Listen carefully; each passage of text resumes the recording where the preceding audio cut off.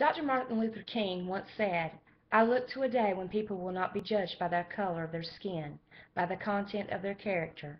As a member of this generation, we are taught that it is unacceptable to judge people by the way one looks, dresses, or talks. So why is it excusable for you to judge my four-legged companion based on the way she looks, the way she is built, or the way her bark sounds? As an owner of an American Pit Bull Terrier, I witnessed firsthand how pit bulls are discriminated against on a daily basis. How many of you enjoy being categorized by the way you look? Just as we as people are evaluated, all animals need to be evaluated by its own qualities, not their appearance. Today I would like to take the time to refute the falsely made claims that have been made against the pit bull breed and provide you with some information and instances that will hopefully shed some light on their true character. We will be discussing the decline of the pit bull, the biggest pit bull fallacy, and the role the media has played in tainting the breed.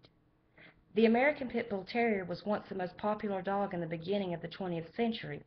So exactly what went wrong? How did this breed become so misunderstood? Far from being deemed a killing machine on four legs, pit bulls were once the American favorite during the early half of the century. During World War I, pit bulls were even pictured on recruitment posters, and many pit bulls went on to become famous in the American military. The pit bull was the face of patriotism and was chosen to represent America. Stubby was a pit bull terrier mix that served during World War I and holds the honor of being the most decorated war dog in U.S. history. It was in the 1980s when the perception of the pit bull was smeared. Regardless of being illegal in 50 states, dogfighting made a comeback, and the pit bull the dog of choice. There were also preferred guard dogs for the time for drug dealers. But why does this irresponsibility fall on the breed? Humans have bestowed this demeanor upon them, yet the dogs have been the ones to receive the repercussions. The pit bull is well known for its loyalty and desire to please. They continually strive to exceed expectations that are set for them, which is one of the biggest reasons they are preferred as a fighting dog. They will not give up. They will fight for the attention and praise of their owner.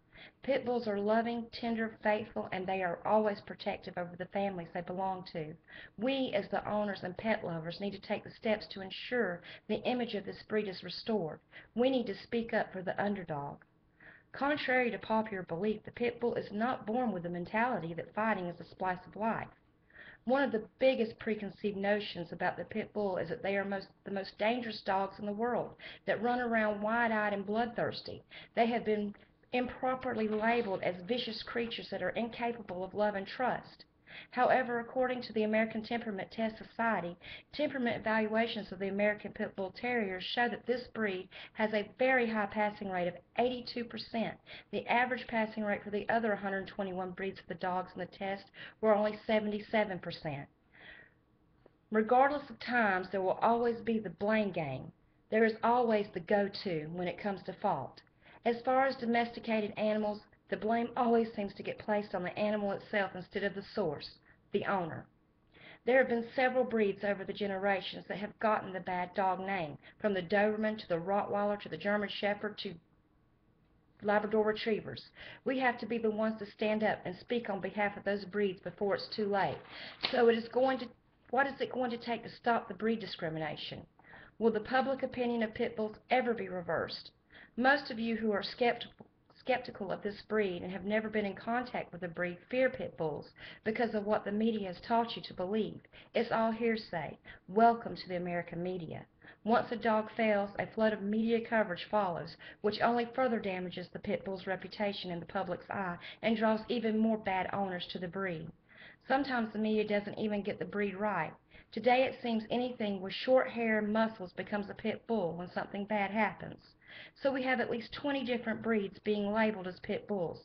A dog of any breed is capable of aggression, so why is it when you hear of a dog attack does a pit bull pop into your head?